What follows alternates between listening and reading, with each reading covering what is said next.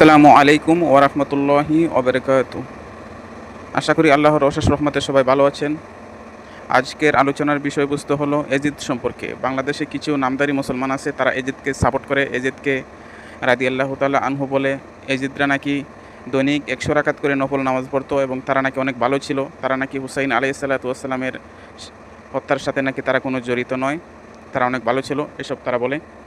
তো আজকে সে বিষয়ে জানবেন, এজিদরা কেমন ছিল, এজিদরা কোথায় থেকে আসলো, সে বিষয়ে জানতে হলে সম্পূর্ণ ভিডিওটি দেখার চেষ্টা করুন।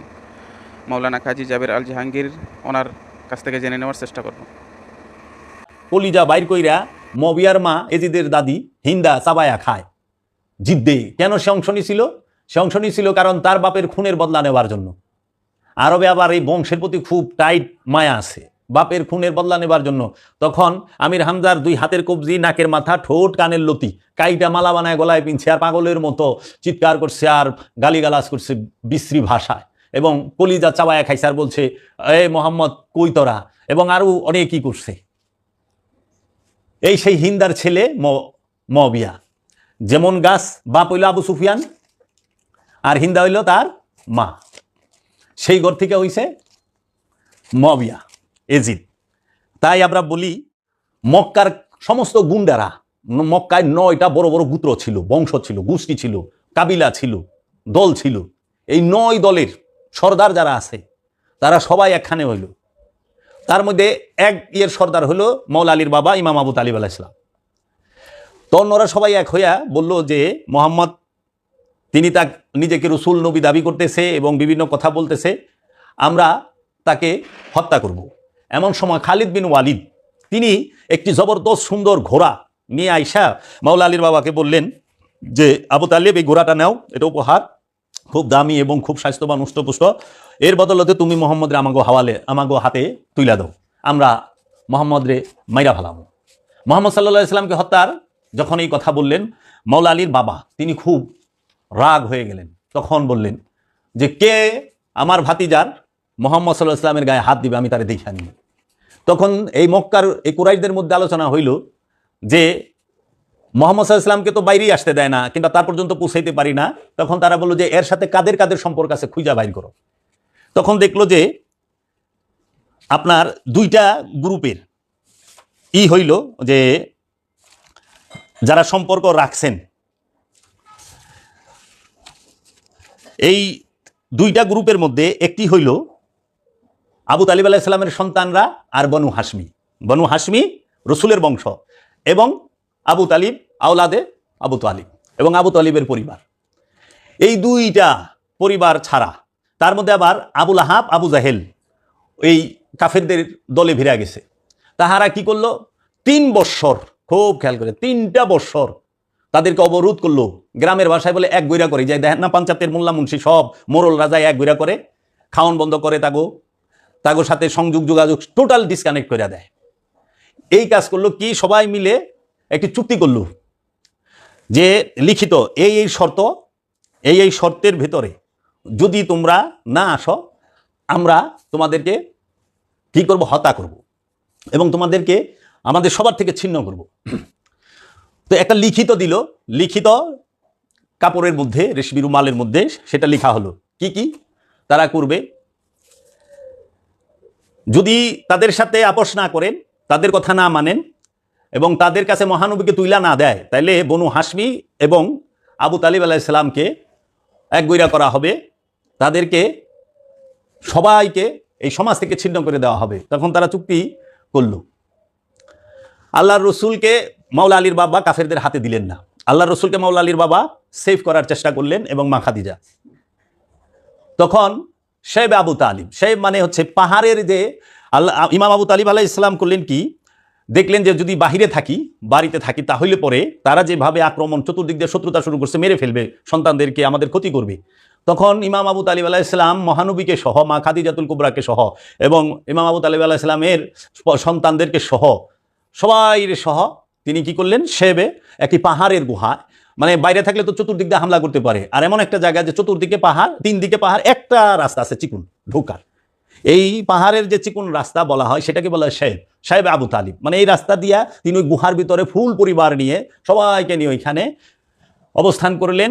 তাদের মধ্যে মা খাদিজা যা পারছে জিনিসপত্র খাবার দাবার নিয়ে গেছেন, ইমাম আবু তালিব যা পারছে নিয়ে গেছেন, বনু হাসমি যারা আছেন তারা যা পারছেন নিয়ে গেছেন, 1 বছরের মতো যে মানে খানাগুলো নিয়ে গেছেন। তখন কাফেরেরাই করলো যে ওনাদের সাথে কেউ কথা বলবে না, ওনাদের বাড়ি ঘরে কেউ যাইব না, ওনাদের সাথে মহানবীর বংশের সাথে কেউ, ইমাম আবু তালিব আলাইহিস সালামের বংশের সাথে কেউ বিয়ের শাদীর কোনো কাজ করতে পারবে না, তাদেরকে কোনো সাহায্য সহযোগিতা করতে পারবে না, লেনদেন করতে পারবে না, তাদের বাড়িতে আসা যাওয়া করতে পারবে না, উঠা বসা মেলামেশা টোটাল কোনো কিছু, এবং কেউই খাবার দাবারও বিক্রি করবে না, সদাইপাতিও বিক্রি করবে না, যেটা আগের দিনের গ্রামের পঞ্চায়েত এটা এক বইয়ের সিস্টেম, যেটা এক বইরা করে রাখছে। তখন সেই চুক্তি যে করলো, ওই চুক্তি অনুযায়ী ওনারা পাহাড়ের গুহায় এই ছাইরা চলে গেল, ফিরে গেল। যখন মহানবীর চাচা আবু তালিব আলাইহিস সালামের সাথে সেই পাহাড়ের গুহায় গেলেন, মহানবীর চাচা মাওলা আলীর বাবা এমন মহব্বত করতেন ভাতিজাকে যে মহানবীর বিছানায় মাওলা আলীকে শুয়ে রাখতেন, যেন অন্যরা এবং ওনার আওলাদদেরকে শোয়াইতেন, যেন কাফেরেরা যদি হত্যা করতেও আসে, হত্যা যদি কইরাও ভালায়, মহানবীকে জানি না করতে পারে, তার সন্তান শহীদ হোক। এইরকম ভালোবাসতেন, এইরকম ভালোবাসতেন। বাবা ইমান, যদি আলেম, বড় বড় আলেম যারা, তাদের সাথে উঠা বসা করে দেখেন, কি যদি কেউ আমার এই কানের উপরে পিস্তল ধরে, যদি আপনার কানের উপরে মাথার মধ্যে পিস্তল ধরে বলে যে তুই যে আল্লাহ ছাড়া অন্য মাবুদ আছে, আর যদি সেই কথা ওই সময় সে কয়, সে কিন্তু কাফের হবে না কোনো মুসলমান। কেন? কারণ সে মুখ দিয়া স্বীকার করছে হইলো বিপদে পড়া, কিন্তু দিলে তার তৌহিদ আছে, তার হৃদয়ে সে বিশ্বাস আছে যে আল্লাহ এক, আল্লাহর কোনো শরীক নাই।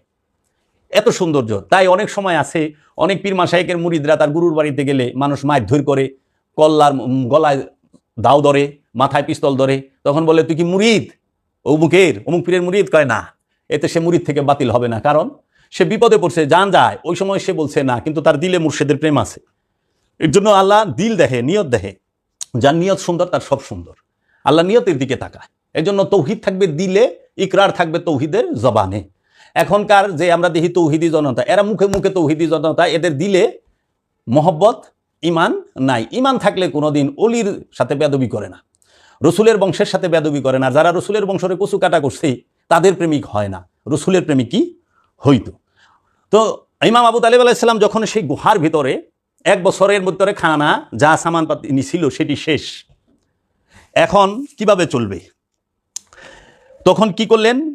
মা আপনার একমাত্র ওই সময়ে বের হওয়া যাইতো, হজের তারিখ আইলে ওই সময় ওই গুহা থেকে হজ মানে কাবা তোয়াফ করার সুযোগ পাইতো। এমন সময় যদি কেউ দোকানে যায়, তার যদি পরিচিত হইতো, তার কাছে কেউ সদাই বেচতো না।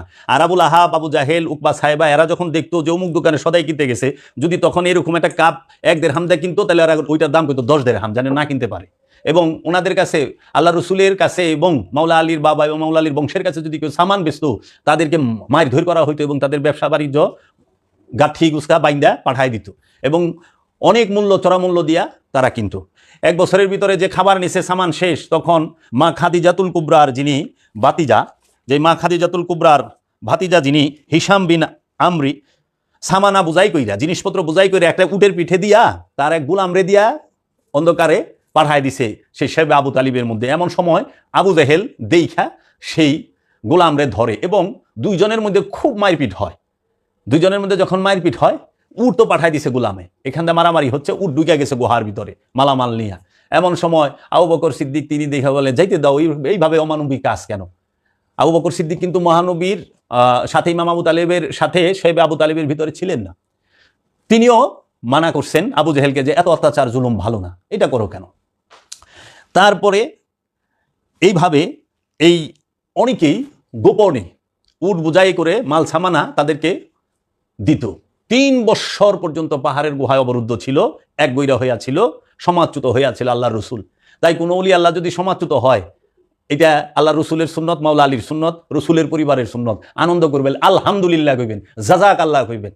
আল্লাহ রব্বুল আলামিনের আপনার প্রতি রহমত যে রসুলের একটা সুন্নত, মাওলা আলীর সুন্নত এবং রসুলের বংশের সুন্নত পালন করা তৌফিক দিছে, যে এই সমাজের এই মক্কার কাফের মতো এরা মিলা এক গড়ে করে ছেড়ে দিছে।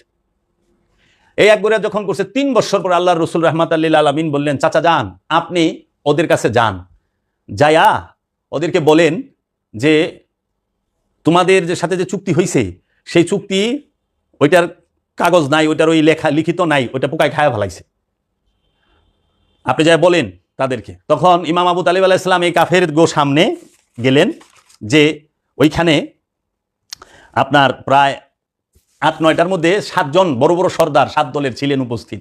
তো ইমাম আবু তালেব আলাইহিস সালাম সরাসরি কইলে তারা তো অন্যভাবে চেষ্টা করবো লিখানার, এর জন্য উনি কৌশল খাটাইলেন।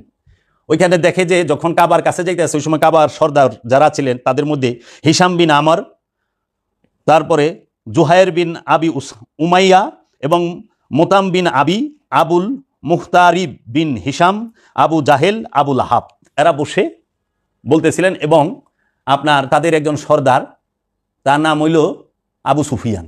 তারা যখন ইমাম আবু তালিব আলাইহিস সালাম যাচ্ছেন কাবার কাছে, এমন সময় দেখা মনে করতেছে যে আমাগো কাছে বোধহয় যে আত্মসমর্পণ করবার আইসে, আপোষ করবার আইসে, আমার কাছে মোহাম্মদরে তুইলা দিব, আমরা মোহাম্মদ সাল্লাল্লাহু আলাইহি ওয়াসাল্লাম মাইরা ফেলাম। এমন সময় সামনে গেছে পরে তুমি আসছো, তোমাদের না আসা নিষেধ, তোমরা বের হইছো কেন? তখন ইমাম আবু তালিব আলাইহিস সালাম মাওলা আলীর বাবা বলতেছেন যে আসছি হইলো ওই যে তোমাদের সাথে যে একটা চুক্তি হয়েছে না, তোমরা যে একটা চুক্তি করছো না, ওই যে ডিড যে করছো ওইটার মধ্যে আমাদের কিছু কথা আছে যেগুলো তোমার আমাগো সাথে যায় এবং আমরা যেন তোমাদের সাথে আপোষ টাপোষ করতে পারি। উনি এইরকম একটা কৌশল খাটাইলেন যে ওইটা তুমি আমাকে একটু দেখাও, ওইখানে তোমাগোর সাথে আমাগোর সাথে আপোষ মীমাংসার একটা বিষয় কি কি আছে আমরা একটু দেখি, অনেক সময় তো হয়ে গেছে। বলছে যদি সেইখানে আপোষ মীমাংসা হয় ওই রকম চুক্তি হয় তাহলে আমরা তোমরা যা কইবা সেটা মাইনা নিব। তো ঠিক আছে, এই সর্দারেরা কি করছে, যেহেতু চুক্তিপত্র এবং এইটা একটা দলিল, সেটারে তারা খুব সংরক্ষণ করে রাখছে, যেরকম দেশের সংবিধান সংরক্ষণ করে রাখে, বাড়ির দলিল দস্তাবেজ খুব সেভ করে রাখে, যেখানে আগুন পানি যেন প্রবেশ না করে, পোকামাকড় যেন নষ্ট না করে, তারাও একদম সিন্ধুকে ভরে রাখছে লোহার। এমন সময় যখন সেই সিন্ধুক ধরে লই আইছে সব সর্দাররা বসা, তা আবু তালেব আলাইহিস সালাম বলতেছে খাড়াও, এখন রাখো, আগে কথা আছে। কি কথা? আমার ভাতিজা মোহাম্মদ সাল্লাল্লাহু আলাইহি ওয়াসাল্লাম বলছে যে তোমরা এইটার ভিতরে যে লিখিত আছে সেইটাকে পোকায় খায় ফেলাইছে, সেটা নাই, ওটা পোকায় খায় ফেলাইছে। ওটার মধ্যে শুধু যে লেখা আছে সুবাহান আল্লাহ, এই সুবাহান এবং এই সমস্ত ছোট ছোট লেখাগুলো আছে, ওইটুকু পোকে খায় নাই, এইভাবে বলছে। তখন বলে না আমরা তো সেভ করে রাখছি ওটাও। তখন বলছে যদি এটা সত্য হয় তাহলে আমার ভাতিজা তিনি নবী, তোমরা মাইনা নিবা, আর যদি এটা মিথ্যা হয় তাহলে তোমরা যে শাস্তি দিবা আমরা তাই মাইনা নেব। তখন বলছে ঠিক আছে যাও, মাইনা নিলাম। খোলো, বাক্স খুলছে, দেখে সত্যি পোকায় খায়া ছেড়ে দিছে, কিচ্ছু নাই। সুবহানাল্লাহ। আল্লাহ রসুল 3 বছর আগের লিখিত যে দলিল সিন্ধুকের ভিতরে ভরা সেটারে পোকায় খাইছে, ওইটা সেবে আবু তালিবের পাহাড়ের গুহায় বয়া বয়া দেখা কইছে। এই যে ইলমে গায়েবের খবর কয়, নবী শব্দের অর্থ ইলমে গায়েব যার দেওয়ালা, যিনি ইলমে গায়েবের খবর কয় তিনিই নবী। তখন ওই যে 6-7 সর্দার 7 জন বইয়া রয়েছে, তার মধ্যে আবু জাহেল আর আবু লাহাব বাদে 5 সর্দারে গুলো না এটা তো সত্য এবং মোহাম্মদ যা বলছে সবই সত্য, আমরা এইটা উইথড্র করে নিলাম। তখন তারা এই অবস্থা উঠাইয়া তাদেরকে আসার পারমিশন দেয়। ইমাম আবু তালিব আলাইহিস সালাম, মা খাদিজা এবং মাওলা আলী মহানবী এবং মহানবীর যে সাথে সঙ্গী সবাই আসছেন। ঠিক তার কিছুদিন পরেই শারীরিকভাবে অসুস্থ হয়ে ইমাম আবু তালিব আলাইহিস সালাম তিনি ইন্তেকাল করেন, মাওলা আলীর বাবা ইন্তেকাল করেন। মাওলা আলীর বাবা ইন্তেকাল করার পরে মা খাদিজা অত্যন্ত অসুস্থ হয়ে যায়। মাওলা আলীর বাবা দাফন কাফন করলেন মহানবী। মাওলা আলীর বাবাকে যেখানে রাখা হয়েছে কবরে, ওই কবরের মধ্যে প্রথম মহানবী শুইছে নিজে।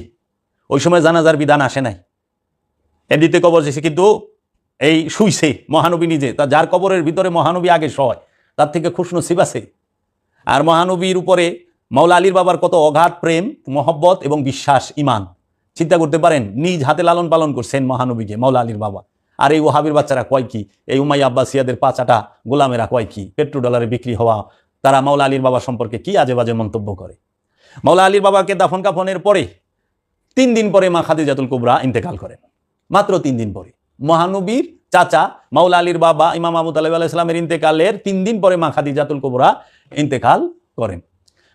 মহানবীর দুইজন, একজন হলো জীবন সঙ্গী সহধর্মিনী, আরেকজন হইল গার্জিয়ান অভিভাবক চাচা। 2 জনই ইন্তেকাল করলেন। মহানবী এর ভিতরে খুবই মানসিকভাবে একটু তিনি দুর্বল। এইভাবে যে আত্মীয় স্ত্রী মারা গেছেন, ইন্তেকাল করছেন, চাচা গার্জিয়ান, এই সুযোগে কি করছে, এই মক্কার 40 কাফের মিলা মিটিং করছে দারুন নতুবায়। ওই দারুন নতুবার মধ্যে ওই আবু জেহেল 40 কাফের মিটিংয়ের মধ্যে যিনি নাকি সভাপতি ছিলেন তার নাম হলো শেখ নাজদি।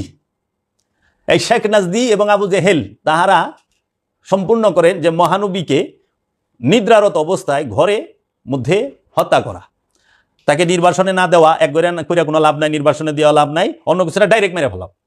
তখন আরবের মক্কার 40 কাফের 80 চোখ লইয়া মহানবীর ঘর ঘেরাও করছে রাতে। এমন সময় ওহী আসছে যে আপনি হিজরত করুন। মাওলা আলীকে বিছানায় শুয়ে মহানবী মদিনার দিকে যাত্রা শুরু করলেন, হিজরত হলো। মহানবীর বয়স তখন 52। মহানবী হিজরত করেন। মাওলা আলীকে বললেন, আলী তুমি আমার বিছানায় শও, আমানত যা আছে কালকে সবাইরে দিবা, 2 দিনের ভিতর দিয়া তুমি মদিনায় আসবা। মাওলা আলী কারামাল্লাহু ওয়াজহু দেখেন আল্লাহ রসুলের মতো হুবহু রসুলের বিছানায় শুয়ে রইল। আল্লাহ রসুলের আমানত মাওলা আলী রাতে দিয়ে গেল, এবং আল্লাহ রসুল তার কন্যা, তার পরিবার সবাইকে রাইখা গেলেন মাওলা আলীর জিম্মায়। মহানবীর সমস্ত লেনদেন আরব মক্কার মধ্যে চুকায়া মাওলা আলী যে কাফেলা ছিল মদিনার উদ্দেশ্যে, তিনি তাদেরকে নিয়ে, ওই কাফেলা 4 জন ফাতেমা ছিল, সেটা আমি অন্য সময় বলুন, ভিডিওটা অনেক বড় হয়ে যাবে। উনি মদিনার উদ্দেশ্যে রওনা করলেন। দিনের বেলা অবস্থান করতেন, রাতের বেলায় হাঁটতেন। মহানবী মক্কা থেকে মদিনা হিজরত করে মদিনায় প্রবেশ করেন নাই। রাস্তার মধ্যে এক প্রেমিকের বাড়িতে তিনি অবস্থান করতেছেন, অপেক্ষা করতেছেন মাওলা আলী এবং তার পরিবারবর্গের জন্য, সবাইকে একসাথে নিয়ে মদিনায় প্রবেশ করবেন। 3 দিন পরে মাওলা আলী মক্কা থেকে মদিনার উদ্দেশ্যে রওনা দেন। মদিনা শরীফে গিয়ে মহানবীর সাথে মিলিত হয়ে মদিনায় প্রবেশ করেন। সবাই খোশামদে তালা আল বাদুর আলাইনা মিনসানিয়াতিল বিদা, এই গজল গায় এবং নাদ গায়া আল্লাহ রসুলের স্বাগতম জানায়া মদিনার আনসাররা নিজের হৃদয় রাজ্যের মধ্যে আল্লাহ রসুলকে বসাইলেন। প্রেমিকেরা আনসার আর কোরাইশ, মক্কার কোরাইশ, মদিনার আনসার, মদিনাবাসী প্রেমিকেরা, আনসার মানেই তো প্রেমিক, এই প্রেমিকেরা আল্লাহ রসুলকে রাখলেন। এখন এই আবু জেহেল কমিটি, এই Abu Jahl private limited company যারা আছেন তারা তো ব্যর্থ হইল। এখন তারা কি করব? মহানবীকে হত্যা করার জন্য তারা মদিনা শরীফে গেছে।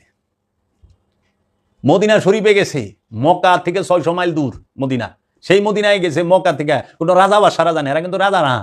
এই যে যেরকম আছে না মোল্লা বংশ, চৌধুরী বংশ, খা বংশ, শিকদার বংশ, এইরকম বড় বড় গোষ্ঠী গোত্র, তাগো বংশে 100, 500, 200 লাঠি আছে। এইরকম ভাবে যেরকম আবু বকর সিদ্দিক বনু তামিমির, ওই তামিমি গোষ্ঠীর, আমরা আরবে থাকছি এরকম অনেক আছে, তামিমি আছে, গাতানি আছে, এরকম আছে, সৌদ আছে, ওহাবি আছে, এইরকম গোত্র অনেক আছে। আর এর নাম হয় নাকি 3 লাইন লম্বা লম্বা একটা নাম। তো এরা যায়, এই মক্কা থেকে সব একখানে হইয়া গেছে। সর্বপ্রথম যে যুদ্ধ হইল রসুলের সাথে, সেই যুদ্ধটির নাম হইল বদরের যুদ্ধ। বদরের যুদ্ধ কার সাথে হইল? বদরের যুদ্ধের নেতৃত্ব দিছে কে? বদরের যুদ্ধের নেতৃত্ব দিছে হইল উতবা বিন রবাইয়া, এবং আরো 2 জন ছিল সর্দার। তো উতবা বিন রবাইয়া সে কে, তার পরিচয় একটু জানেন? উতবা বিন রবাইয়া হইল হিন্দার বাপের নাম, ওয়ালিদ বিন উতবার বাপের নাম, মুয়াবিয়ার শ্বশুরের নাম। এই উতবারে 1 কুপে 2 টুকরা করে ফেলাইছে মাওলা আলী, এবং বদরের যুদ্ধে তারা পরাজয় হয়। ওন থেকে তারা নিরাপদ স্থানে যায়। যাওয়ার পরে সেই বদরের যুদ্ধে রসুলের পতাকা মাওলা আলীর হাতে। দেখেন কেন মহানবীর বংশকে কুবায় কাটলো, কারা কাটলো, আমি এখন সুন্দর করে একটা দিতে চেষ্টা করুম আপনাদের। যখন উতবারে কাটলো, 3 সর্দার আসিল সেই জায়গায়, আরবের বড় বড় যারা নাকি গুন্ডা ছিল, এই গুন্ডা 9টা বড় বড় গুন্ডা ছিল। এই 9 বড় বড় গুন্ডা যেরকম উতবা বিন রবাইয়া, সায়েবা, ওয়ালিদ বিন উতবা, আবু সুফিয়ান, ওমর ইবনে আবদ, হারেস, মারহাব, উতবা, আম্মার বিন ওয়ালিদ, খালিদ বিন ওয়ালিদ, এরা ছিল ভয়ঙ্কর ভয়ঙ্কর, যারা রসুলের সাথে সবসময় ফাইট দিছে, যুদ্ধ করছে। এরা সবাই মিলে যখন যায়, উতবারে যখন মেরে ফেলায় বদরের যুদ্ধে, উতবার মাইয়া হিন্দা উহুদের যুদ্ধে শরিক হয়। ইসলামের দ্বিতীয় যুদ্ধের নাম হলো উহুদের যুদ্ধ। বদরের যুদ্ধ অনুষ্ঠিত হয় রসুল সাল্লাল্লাহু আলাইহি ওয়াসাল্লামের হিজরতের পরে। মক্কার মধ্যে কোনো যুদ্ধ নেই, একটা হয়েছে, সেটা মক্কা বিজয়। যুদ্ধ সংগঠিত হয়েছে মদিনা এবং মদিনার আশপাশ দিয়া। বদরের যুদ্ধ 313 জন নিয়ে আল্লাহ রসুল কাফেরদের মোকাবেলা করেন। সেইখানে মুসলমানদের সবচেয়ে বড় বীর যিনি ছিলেন, তার নাম হচ্ছে মাওলা আলী কারামাল্লাহু ওয়াজহু।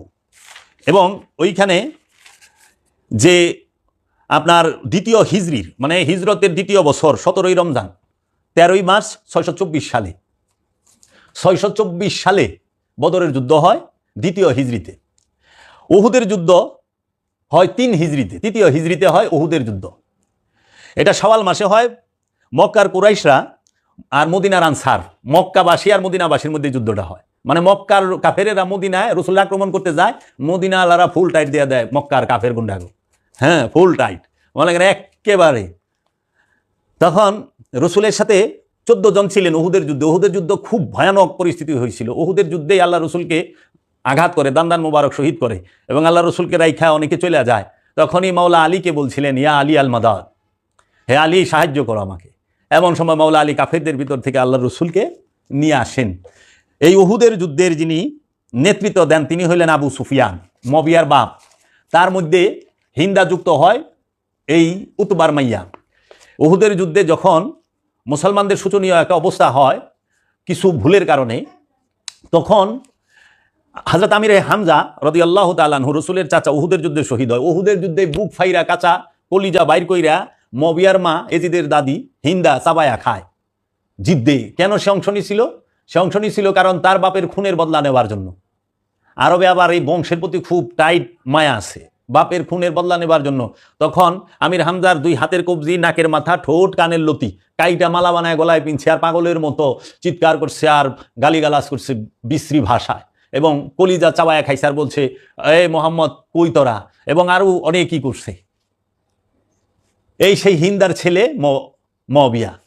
যেমন গাছ বাপ হইল আবু সুফিয়ান আর হিন্দা হইল তার মা, সেই ঘর থেকে হইছে মবিয়া এজিদ। তাই আমরা বলি যে মবিয়া এবং আবু সুফিয়ান সে টপ ক্লাস কাফের ছিল। রসুলের বিরুদ্ধে সব যুদ্ধের মধ্যে সে অংশগ্রহণ করছে, নেতৃত্ব দিছে। তৃতীয় যুদ্ধটি ইসলামের যে হয় সেই যুদ্ধটি হইল 3 হিজরিতে গজওয়াতুল হামরাইল আসাদ, একটি যুদ্ধের নাম গজওয়াতুল হামরাইল আসাদ। এই তৃতীয় হিজরিতে হয় এই যুদ্ধটি। তারপরে চতুর্থ যুদ্ধটি হয় এই 4 নম্বর যে যুদ্ধ হয় 4 হিজরিতে গজওয়ায়ে বানি নুদায়ের, শত্রু এরাই এই মক্কার কুরাইশরাই, আরও আশেপাশে যারা নাকি এই ইহুদি ছিল, খ্রিস্টান ছিল, অনেকেই তাদের সাথে যুক্ত হয়েছে। তারপরে 5ম হিজরিতে গজওয়াতুল খান্দাক, এই যুদ্ধরে আরবিতে গজওয়া কয়, বুঝছেন, গজওয়াতুল খান্দাক, খান্দাকের যুদ্ধ হয়। 24,000 কাফের দুশ্মন আসে আর বিপরীতে 3,000 সাহাবা নিয়ে রাসূল সাল্লাল্লাহু আলাইহি ওয়াসাল্লাম জমিন খুইদা আপনার 3.5 মাইল জায়গা খুদে মদিনা এরিয়া এই সাইড দিয়ে, এবং 5 গজ মানে 10 হাত চওড়া 10 হাত খাই গর্ত করে, এইটাকে খন্দকের যুদ্ধ বলে। সেই খন্দকের যুদ্ধে আল্লাহ রসুল পেটে পাথর বাঁধেন। এটা মদিনায় হয়। মদিনার 5 হিজরিতে বনি কুরাইজা যুদ্ধ হয়, সেখানে আলমদার মাওলা আলী, বদরের মধ্যে আলমদার মাওলা আলী, উহুদে আলমদার মাওলা আলী।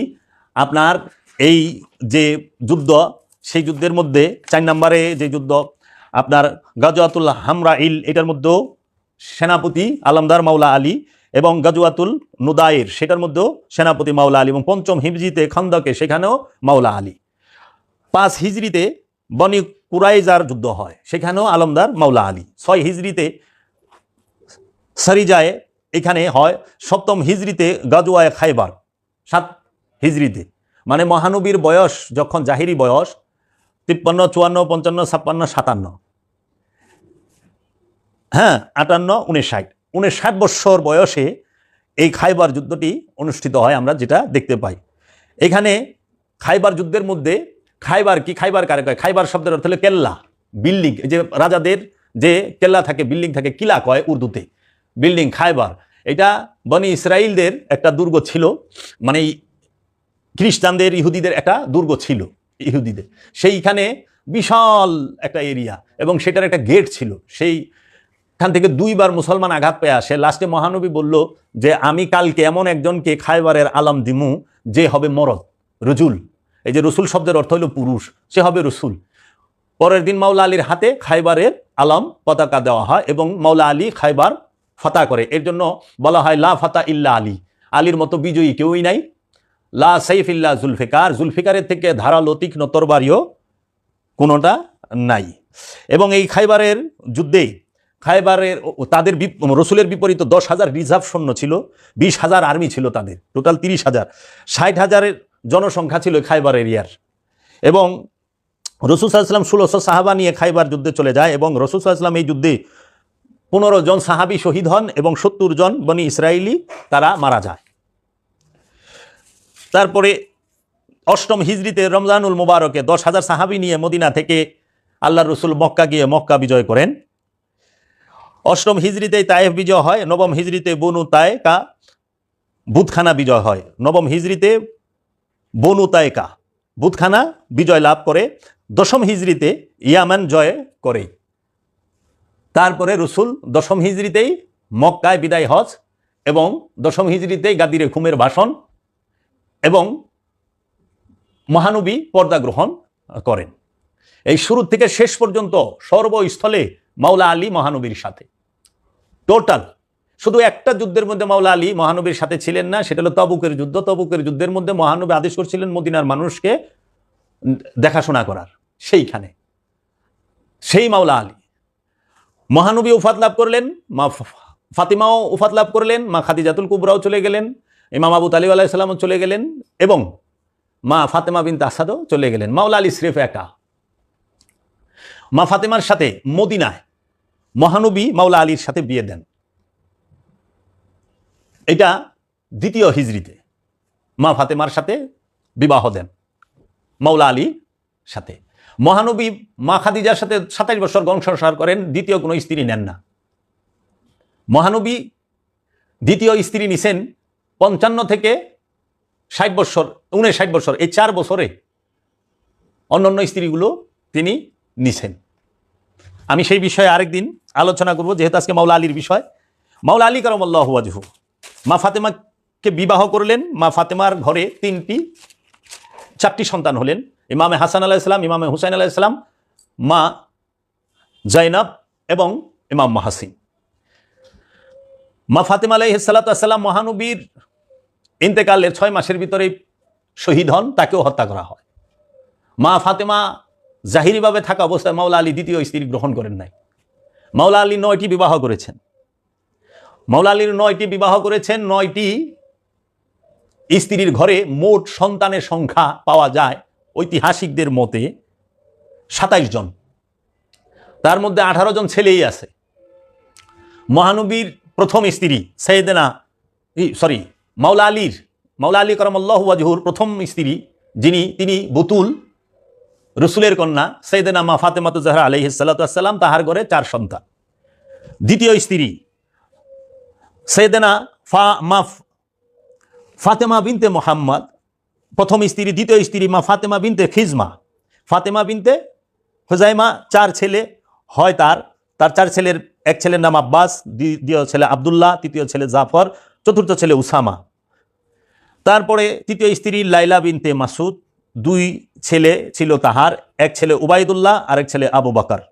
মাওলা আলীর চতুর্থ স্ত্রী হযরত আসমা বিনতে উমাইস, ইনি হযরত আবু বকর সিদ্দিকীর বিধবা স্ত্রী। হযরত আবু বকর সিদ্দিক রাদিয়াল্লাহু তাআলা আনহুর বিধবা স্ত্রীকে বিবাহ করেছেন মাওলা আলী কারামাল্লাহু ওয়াজহু। তার নাম হলো হযরত আসমা বিনতে উমাইস। তার ঘরে 2 ছেলে ছিল মাওলা আলীর, একজনের নাম ইয়াহিয়া বিন আলী, আরেকজনের নাম মোহাম্মদ আসগার। পঞ্চম স্ত্রী মাওলা আলী কারামাল্লাহু ওয়াজহুর, তার নাম হযরত উমামা বিনতে জাইনাব বিনতে মুহাম্মদ সাল্লাল্লাহু আলাইহি ওয়াসাল্লাম, মহানবীর একজন স্ত্রী। তার ঘরে এক ছেলে, তার নাম মোহাম্মদ আওসাদ। মাওলা আলীর 6 নম্বর স্ত্রী হযরত খাউলা বিনতে জাফর হানাফিয়া, তার ঘরে এক ছেলে মোহাম্মদ হানাফিয়া। মহানবীর মাওলা আলীর সপ্তম স্ত্রীর নাম উম্মে হাবিবা বিনতে রবাইয়া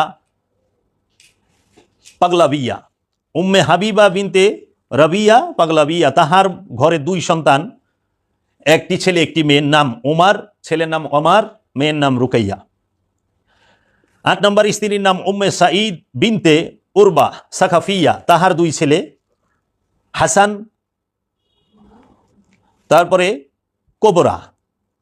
এবং 9 নম্বর স্ত্রী যিনি, তার নাম হযরত মুহায়াতুবনাতু ইমরা আল কায়েস, ওনার ঘরে 1 মেয়ে। এই যে মাওলা আলী করমল্লাহু ওয়াজহুর এতগুলো সন্তান, মুসলমানরা কি জানে মাওলা আলীর যে এত ছেলে আছে? কারবালার পরে অনেক ইয়েজিদি রেজবের মতো শিক্ষা মাওলা আলীর ছেলেরা যারা ছিলেন তাহারা দিয়েছেন। মাওলা আলীর সন্তানেরা রসুলের আওলাদদের হত্যার বদলা নিয়েছেন। মাওলা হাসান, মাওলা হুসাইন রসুলের আওলাদ, আর এরা সবাই মাওলা আলীর আওলাদ। ইমাম আব্বাস আলমদার তিনি মাওলা আলীর আওলাদ। ইমাম আব্বাস আলমদার তিনি কারবালায় শহীদ হন। মাওলা আলীর হায়াতে জিন্দিগি 63 বৎসর, এটা লম্বা সময়। মাওলা আলী করমল্লাহু ওয়াজহু তিনি রসুল সাল্লাল্লাহু আলাইহি ওয়াসাল্লামকে নিজ হাতে গোসল দিয়েছেন। আল্লাহর হাবিবকে নিজ হাতে গোসল দিয়েছেন। মাওলা আলীর আগমনের সময়, জন্ম গ্রহণের সময়, আবির্ভাবের সময় চোখ খুইলা রাহমাত লিল আলামিনকে দেখেছেন। আর রাহমাত লিল আলামিন জগৎ থেকে যখন চোখ বন্ধ করেন, মাওলা আলী দাঁড়ায় দাঁড়ায় তাকায় তাকায় দেখতেছে। মহানবী মাওলা আলীকে দেখে, মাওলা আলী মহানবীকে দেখে, রাহমাত লিল আলামিন এই দেহ ত্যাগ করে। মাওলা আলী করমল্লাহু ওয়াজহু রাসূল সাল্লাল্লাহু আলাইহি ওয়াসাল্লামকে নিজ হাতে গোসল দেন এবং পোশাক পরানো অবস্থায়। কারণ আল্লাহর রসুল মহা পবিত্র, তৈয়ব, তাহের, রাহমাত লিল আলামিন। মাওলা আলী করমল্লাহু ওয়াজহু মহানবীকে নিজ হাতে রওজা মুবারকে দাফন করেন। মহানবীর দাফনের সময় অনেকেই ছিলেন না, মানে অল্প গুটি কয়েক, এটা নিয়ে অনেক মতবাদ আছে। সবাই গেছিলেন রসুলের দেহ মুবারককে জমিনের উপরে রেখে কে প্রধানমন্ত্রী হবে, কে উজির হবে, কে নাজির হবে, কে খলিফা হবে, সেইটা সুলা করার জন্য। কিন্তু মাওলা আলী করমল্লাহু ওয়াজহু রাহমাতাল লিল আলামিনের দেহ মুবারকের সামনে থেকে, নজর মুবারকের সামনে থেকে, হায়াতে জিন্দিগির সামনে থেকে, মহানবীর যুদ্ধের ময়দান থেকে, মহানবীর হেরা গুহার মোরাকাবার স্থান থেকে, মহানবীর চাদরের নিচ থেকে, মহানবীর খাবারের দস্তারখানা থেকে, মহানবীর বংশের রক্তের নূরের কেতাবের কোরআনের এবং ফুরকানের থেকে এক মুহূর্তের জন্য কোথাও জুদা ছিলেন না। এই সেই মাওলা আলী করমল্লাহু ওয়াজহু। যখন সবাই কে খলিফা, কে মন্ত্রী, উজিরে নাজির হবে এটা সমাধান করে এসেছেন, আয়েশা দেখে আল্লাহর হাবিব রাহমাতাল লিল আলামিনের দাফন হয়ে গেছে। মাওলা আলী করমল্লাহু ওয়াজহু 3 দিন পর্যন্ত রেখেছিলেন। তাই এইটাই শেষ সুন্নত। মানুষ যখন ইন্তেকাল করবেন, যিনি ওলিয়ে কামেল, তার দেহটা 3 দিন থাকে জমিনের উপরে, এটা রসুলের শেষ সুন্নত। যদি পয়সা যায় তাইলে 2 নাম্বার, মুর্শিদের প্রেমে পুরে নাই। মুর্শিদ প্রেমে যেজন নাকি পুইরা হইছে ছাই, তার দেহ মাটিতে খাবে, মাটির এমন সাধ্য নাই। এর জন্য ওলি আল্লাহদের মাজার হয়, কারণ ওই দেহটা সংরক্ষণ করা হয়, ওই দেহ পচে না, নষ্ট হয় না, গলে না। পৃথিবীর বুকে কোনো সাহাবাই কেরাম যারা আসলেই রসুল প্রেমিক, শহীদ, তাদের দেহ নষ্ট হয় না। সেটা আরবে প্রমাণ হইছে। কত বছর পর এক সাহাবীর দেহ মুবারক যে ভেকু দিয়া খুঁজতে সময় উঠছে। আবার নবীদের, রসুলদের দেহ মুবারককে মাটির জন্য হারাম করে দেওয়া হয়েছে। ওলিয়া কামেলদের দেহ মুবারক নষ্ট হয় না। এই জন্য আমরা দেখতে পাই না 50-100 বছর, 200 বছর আগে ইন্তেকাল করছে, দেহ এখন তুই অক্ষত এইখান থেকে। তাই মাওলা আলী রসুলের ঘরে থাকছে, মাওলা আলী রসুলের কুলে থাকছে, মাওলা আলী রসুলের চাদরের ভেতরে, যখন আল্লাহকে রসুল তার বংশ দেখাইছে, রসুলের কম্বলের ভিতরে মাওলা আলী রসুলের কাদের উপরে দাঁড়াইছে, মাওলা আলী কাবার ভিতরে আসছে। তাই মাওলা আলী রসুলের মেয়ের জামাই, মাওলা আলী রসুলের ভাই। সেই ধারাবাহিকতায় এলেম মারেফত মাওলা আলীর কাছ থেকে সবাই গ্রহণ করেছে। এলেমের শিক্ষা মহানবী মাওলা আলীকে দিয়েছে, মাওলা আলী দিয়েছেন হাসান বসরিকে, ওয়াইস আল কারনিকে এবং আওলাদের রসুলদেরকে। মাওলা আলী থেকে পৃথিবীর সমস্ত ওলিরা আসছে। আলী আলী করতে করতে ওলি হয়। যার কপালে মাওলা আলীর ভিক্ষা, পাক পাঞ্জাতনের ভিক্ষা জুটে নাই, আওলাদের রসুলের ভিক্ষা জুটে নাই, সে ওলি হয় নাই।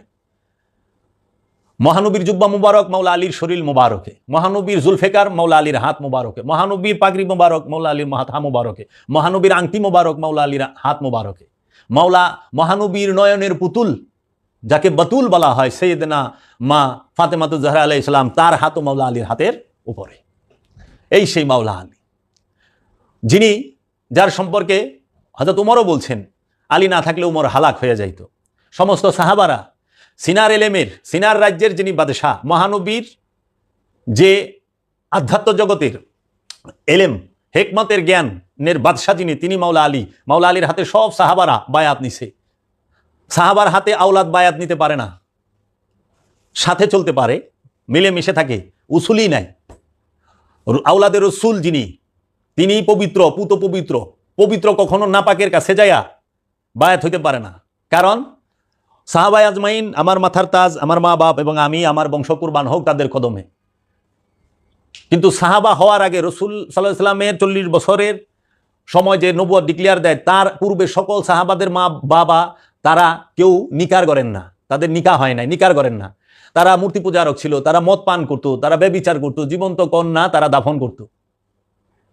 সেই মানুষ ছিল। কিন্তু আওলাদে রসুল, আলে রসুল এবং এই হাসমির ভেতরে এইটা ছিল না। মাওলা আলীর বাবা জীবনও মূর্তি পূজা করে নাই। মাওলা আলী, মাওলা আলীর বংশ এবং মহানবী দাদা বাপ দাদারা কেউ জীবনও মূর্তি পূজা করেন না। এবং সবচেয়ে আশ্চর্যজনক একটা কথা শুনে রাখেন, সেইটা হইল মহানবীর দাদা আব্দুল মুত্তালিব, তিনি মুরাকাবা করতেন যায়া হেরা পর্বতে, জাবালে নূর পর্বতে। এবং মহানবীর দাদা আব্দুল মুত্তালিব যে কাবা গড় ধ্বংস করার লেগা বা সাবরাহা আসছিল হস্তি বাহিনী নিয়া, মহানবীর আবির্ভাবের 50 দিন আগেই মহানবীর দাদা আব্দুল মুত্তালিব এই জাবালে নূর পর্বতে উঠাই রব্বে কাবার কাছে ফরিয়াদ করছিলেন, তোমার কাবা তুমি রক্ষা করো। আবাবিল পাঠায়া কাবা রক্ষা করলো রব্বুল আলামিন হস্তি বাহিনী থেকে। সূরা নাজিল হইল তাব্বাতি, সূরা নাজিল হইল আলাম তারা কাইফা ফাআলা রাব্বুকা বিআসহাবিল ফিল, সূরা ফিল। মহানবীর দাদা তিনিও যাইতেন হেরা পর্বতে, জাবালে নূর পর্বতে। ছেন আল্লাহর রসুলের বংশের প্রত্যেকটা সন্তান নূরের, তাই তো আল্লাহ কোরআনে সাক্ষী দিছে। এই মাওলা আলী করমাল্লাহু ওয়াজহু রসুলের ইন্তেকালের পরে মাওলা আলীকে চক্রান্ত করে মদিনায় বসবাস করা তার জন্য খুবই কষ্টদায়ক হয়ে দাঁড়ালো। এত অত্যাচার করা হইতো তাকে, উনি বাড়ির বাহিরে বের হইতে পারতেন না। মাওলা আলী আলাইহিস সালাতু ওয়াসসালাম তিনি কোনোদিন মা ফাতেমা থেকে বাগে ফিদাক ছিনিয়ে নেওয়া হয়েছে বাজেয়াপ্ত করে, মাওলা আলী বলেন নাই। মাওলা আলীর সামনে আল্লাহ রসুল বলছে যে কলম দাও, কাগজ দাও, আমি খেলাফত, আমি মাওলা এটা লিখে দিয়ে যাই। তখন একজন বলছিল জ্বরের মুখে আবুল তাবুল বলতেছে, নাউজুবিল্লাহ মিন জালে, কলম দেওয়া যাইব না। এরাই বলে আবার উম্মি শব্দের অর্থ হইল লেখাপড়া জানেন না। তো লেখাপড়া যে না জানে হ্যারে কলম দিলেই কি না দিলেই কি? কলম দিতে ডরাইলেন কেন, দিলেন না কেন? আল্লাহ রসুলের হাতে কলম দেয় নাই, কাগজ দেয় নাই, উল্টো বলছেন। তাই মুসলমানদের জানা উচিত বাগে ফিগাত, হাদিসে কেরকাত আর হাদিসে মারওয়ান, এই বিষয়গুলো জানা দরকার। আল্লাহ রসুলের উফাতের পরে আবু বকর সিদ্দিক খলিফা হলেন, তারপরে হযরত উমর, তারপরে হযরত উসমান রাদিয়াল্লাহু তাআলা আনহু তারা হইলেন। হযরত উমর রাদিয়াল্লাহু তাআলা আনহু তিনিও শাহাদাত বরণ করলেন, হযরত উসমান তিনিও শাহাদাত বরণ করলেন। জনগণের চাপে মাওলা আলী খলিফা হওয়ার জন্য যায় না, জনগণ জোর কইরা মাওলা আলীকে খলিফা বানাইছে। এই জন্য খলিফাও দুই প্রকার, একটি হলো আল্লাহ আল্লাহ রসুলের খলিফা, আরেকটি হলো জনগণের খলিফা। আল্লাহ এবং আল্লাহর মনোনীত, আল্লাহ এবং আল্লাহর রসুলের মনোনীত খলিফার নাম হইল আলী করমাল্লাহু ওয়াজহু, আর জনগণের মনোনীত খলিফার নাম হল আবু বকর সিদ্দিক রাদিয়াল্লাহু তাআলা আনহু। মক্কা এবং মদিনাবাসীরা যাকে নির্বাচিত করেছেন, মনোনীত করেছেন। আর রসুল মাওলা আলীকে খলিফা মনোনীত করেছেন, নির্বাচিত করেছেন গাদিরে কুমে। আল্লাহর খলিফা যিনি, তাকে বলা হয় ইন্নী জাইলুন ফিল আরদে খলিফা, তাকে বলা হয় আদম। আদম তিনিই হন যে সৃষ্টি না। আদম আল্লাহ নিজে তৈরি করেন নিজ হাতে। আদমের কোনো বাবা মা নাই, বাবা মার ঘর থেকে আদম হয় না।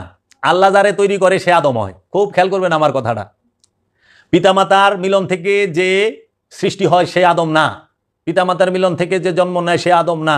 আল্লাহ যাকে নিজ হাতে তৈরি করে সে আদম। এর জন্য পিতামাতা যাকে মিলন করে জন্ম দেয়, পিতামাতার দ্বারা যে সৃষ্টি হয় তার মরণ আছে। আর আল্লাহ যারে নিজে হাতে বানায় তার কোনো মরণ নাই। আদম মরে না, জাতে আলী মরে না, জাতে নূরে মোহাম্মদ মরে না, রসুল মারা যায় না, ওলি মারা যায় না, নবী মারা যায় না। এর জন্য কোরআনে কোথাও নাই কুল্লু রসুল জায়গাতাল মৌত, কোরআনে কোথাও নাই কুল্লু নবী জায়গাতাল মৌত, কোরআনে কোথাও নাই কুল্লু ওলিয়া উলিয়া জায়গাতাল মৌত, কোরআনে আছে কুল্লু নফসুন জায়গাতাল মৌত, প্রত্যেক নফস মৃত্যুর স্বাদ গ্রহণ করিবে। রহস্য বুঝার জন্য ভাণ্ড লাগবো, অল্প ভাণ্ডতে কুলাইব না, ফাইটা যাবো গা। বইলা থুয়া যাইতে আসি, জানি না দয়াল কোন দিন লয়ে যায়। তাই মাওলা আলী করমাল্লাহু ওয়াজহুর শাসন আমলে মাওলা আলীর বিরুদ্ধে বিদ্রোহ করে মুআবিয়া। রসুল গাদিরে খুমে বলছিল মুনাফেক আলীকে ঘৃণা করবে আর মুমিন আলীকে ভালোবাসবে, মুমিন আলীকে ঘৃণা করবে না, মুনাফেক আলীকে ভালোবাসবে না। যে আলীর বিরুদ্ধে অস্ত্র ধরে সে আমার বিরুদ্ধে অস্ত্র ধরে, যে আলীকে আঘাত করে সে আমাকে আঘাত করে, যে আলী থেকে মুখ ফিরায় নেয় সে আমার থেকে মুখ ফিরায় নেয়। এখন আপনারা একটু দেখেন তো ভাই, চায়া মহানবীর সাথে কি মাওলা আলী আছে না মবিয়া আছে? মহানবী দোয়া করছেন, আল্লাহ যে আমাকে, যে তুমি এই আলীকে যে ভালোবাসে তুমি তাকে ভালোবাসো, আলীকে যে সাহায্য করে তুমি তাকে সাহায্য করো। মমিন আর মুনাফেক চেনার কোষ্ঠী পাথর হলো মাওলা আলী। খেয়াল করেন একটু, তাহলে এই উমাইয়া আব্বাসিয়া রাজবংশ তারা তিলে তিলে সবাই ঐক্যবদ্ধ হইয়া মাওলা আলীকে শহীদ করলেন। একটু খেয়াল করেন তো, মক্কা বিজয় হয়, যে আমাদের যে লাস্ট মক্কা বিজয় কবে হয়? মক্কা বিজয় হইল আপনার গিয়া 10ম হিজরিতে, এই 9ম হিজরিতে বনু তায়েকা বুতখানা বিজয় হয়, এবং 8ম হিজরিতে তায়েব বিজয় হয়, এবং 8ম হিজরি রমজানুল মুবারকে মক্কা বিজয় হয়। 8ম হিজরিতে মক্কা বিজয় হয়। তাহলে আপনি একটু খেয়াল করেন 8ম হিজরি কখন? যখন রাসূল সাল্লাল্লাহু আলাইহি সাল্লামের 60 কি 61 বছর জাহিরি। তখনও আবু সুফিয়ান কাফের, আবু লাহাব কাফের, আবু জেহেল কাফের, মবিয়া কাফের, মবিয়ার মায় তখনও কাফের। কখন? 8ম হিজরিতে। 8ম হিজরিতে 630 সালে এরা সবাই কাফের। সাইবা, উকবা, মুগিরা, জুলখাইস এগুলা সব কাটা কাফের। মক্কা অবরোধ করে রাখছে, রসুলকে যাইতে দেয় না। মক্কা বিজয়ের পরে রসুল গেছে মক্কা, হজ করছেন 10ম হিজরিতে, বিদায় হজটা। তাইলে এই 8ম হিজরিতে যারা দেখলো যে এত বড় সৈন্যদল নিয়ে মহানবী মদিনা থেকে মক্কায় আসছে, আমরা তো এখন পারুম না জান আর মাল রক্ষার লেগা। এখন যদি আত্মসমর্পণ না করে, তার কাছে মুরিদ না হয়, তো জানও যাইব, মালও যাইব, হত্যা হইব, ক্রোক হয়ে যাইব। তখন কি করলো? কৌশলে তাহারা রসুলের কাছে বায়াত কলেমা পড়ল। কখন? 8ম হিজরিতে। আবু সুফিয়ান মুয়াবিয়ার 8ম হিজরিতে রসুলের কাছে কলমা পড়ল। এই উমাইয়ারা আব্বাসীরা, কিছু কিছু আছে আগে হইছে। তো এখন 8ম হিজরিতে যখন হইল, টপ ক্লাস কাফের এরা কিন্তু ছিল। কখন? 8ম হিজরিতে টপ ক্লাস কাফের। রসুলের সামনে খোলা তরবারি লইয়া মাওলা আলীর সামনে দাঁড়ায় রয়েছে। 8ম হিজরিতে টপ ক্লাস কাফের তারা, আল্লাহ রসুল 10ম হিজরিতে ওফাত নিলেন, ইন্তেকাল করলেন। 11 হিজরিতে তারা ফার্স্ট ক্লাস মুসলমান হয়ে গেলেন। বর্তমানে টপ ক্লাস কাফেরেরা ফার্স্ট ক্লাস মুসলমান। আগে ছিল টপ ক্লাস কাফের, এখন ফার্স্ট ক্লাস মুসলমান। মাত্র 2টা বছর। তারপরে এই তারা তাদের সেই পূর্বের রূপ দেখায় দিছে। মহানবীর সাথে এরা পারে নাই, মা খাদিজার সাথে, ইমাম আবু তালিবের সাথে পারে নাই, কিন্তু মাওলা আলীর সাথে তারা কুলায় উঠছে। মাওলা আলীকে তারা চরম কষ্ট দিছে, এবং যুদ্ধের পরে যুদ্ধ, মাওলা আলী নাহওয়ানের যুদ্ধ করে, সিফিনের যুদ্ধ করে, জঙ্গে জামাল করে, শান্তি দেয় নাই। কারা? এই উমাইয়া আব্বাসিয়ারা মাওলা আলীকে। লাস্টে মাওলা আলীকে শহীদই করলো। মাওলা আলীর যে আওলাদ মাওলা হাসানকে শহীদ করলো। এই কুফায় মাওলা আলীকে 21 রমজানে শহীদ করা হয় 40 হিজরিতে। আল্লাহর রসুল উফাত নিলেন 10 হিজরিতে। তার 30 বছর পরে মাওলা আলী কারামাল্লাহু ওয়াজহু তিনি চলে গেলেন। শান্তি দেয় নাই। কি করছে?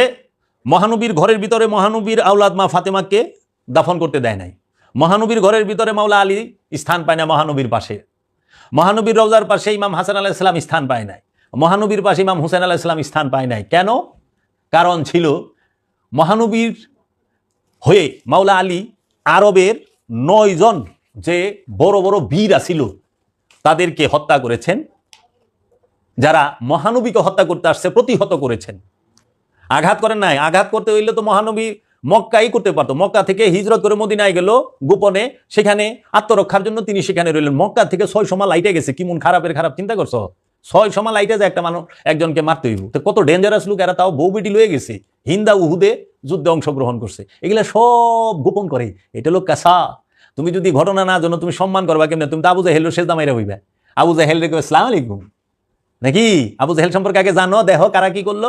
তাই মাওলা আলী যে 9 বাহাদুর রে হত্যা করছে, তার মধ্যে একজন ছিল ওমর ইবনে আবদ, যার সকালের নাস্তায় 2টা উট লাগতো। ইতিহাস এই রকম। সেই মাওলা আলীকে শহীদ করলো, মাওলা আলীর আওলাদদেরকে শহীদ করলো, এবং মাওলা আলীর বংশকে বিষ প্রয়োগ করে আব্বাসিয়া রাজারা, উমাইয়া রাজারা হত্যা করলো। আজও পর্যন্ত মাওলা আলীর বংশের উপরে, রসুলের বংশের উপরে অত্যাচার জুলুম চলতেছে, চালিত। তাই আমি আপনাদেরকে বলতে চাই, আপনারা সত্য জানুন, সত্যকে মানুন, আপনারা আল্লাহ রসুলকে ভালোবাসুন, আল্লাহ রসুলের বংশ আলে বায়াত, পাক পাঞ্জাতন, 12 ইমাম, 14 মাসুমকে ভালোবাসুন। কারণ রসুলকে ভালোবাসার অপর নামই ইমান, রসুলকে ভালোবাসা ফরজ, রসুলকে অনুসরণ করা ফরজ, রসুলের উপরে দরুদ সালাম পেশ করা ফরজ, রসুলের বংশকে শ্রদ্ধা করা, মহব্বত করা ফরজ। আল্লাহ রসুল নিজেই বলছে, আমি তোমাদের কাছে কোনো বিনিময় চাই না, শুধু আমার কুরবাত যারা, নিকটবর্তী যারা, তোমরা তাদেরকে ভালোবাসো। এবং আল্লাহ রসুল বলছেন, ওয়াতাসিমু বিহাবলিল্লাহ জামিয়ান, তোমরা আল্লাহর রুজ্জুকে শক্তভাবে, মজবুতভাবে ধরো। আল্লাহর রুজ্জু হচ্ছে রসুলের বংশ, রসুলের আল, অলিয়া উলিয়া কেরাম। মানুষ এখন লেবাস ধরছে, রসুলের আওলাদ ছেড়া দিছে। মানুষ এখন বই পড়া শুরু করছে, কেতাব পাঠ করে না। এখন বই পইরা দেখি, আপনি দেখেন যে কোরআন পাঠ করছে, হাদিস পাঠ করছে, সে আল্লাহর অলির মাজারে আগুন দেয়, আল্লাহর অলিকে আঘাত করে। যে কোরআন পড়ছে, হাদিস পড়ছে, সে বলৎকার করে। এটা কি হইতে পারে কোনো দিন? আর কি আশ্চর্যের বিষয়, এরা বাংলাদেশে মাজার ভাঙ্গে, আল্লাহর অলির মাজার ভাঙ্গে, আল্লাহর অলির মাজারে আগুন দেয়, আর এরা ফিলিস্তিনের লেগে মিছিল করে, আল্লাহর অলির মুরিদদেরকে হত্যা করে, আল্লাহর অলির খলিফাদের হত্যা করে, মুসলমানদের অলি যারা, মুসলমানদের মধ্যে পীর মাশাইখ যারা, তাদের মাজার ভাঙে আগুন দেয়।